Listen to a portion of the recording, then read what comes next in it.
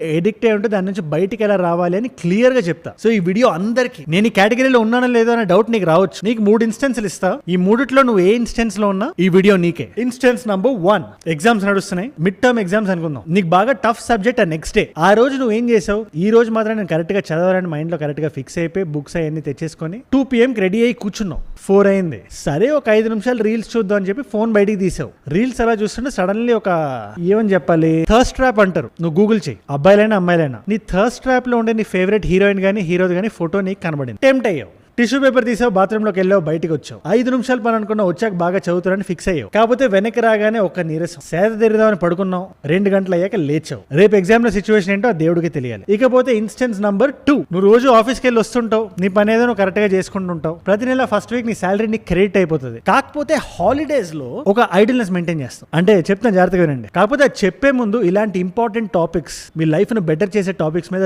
రోజు ఒక వీడియో నేను చేస్తాను. నా వీడియోస్ మీ దాకా రోజు రావాలన్నా, మీ లైఫ్ రోజు బెటర్ అవ్వాలన్నా, అది 1% అయినా మీరు కింద కనబడే సబ్స్క్రైబ్ బటన్ కొట్టు.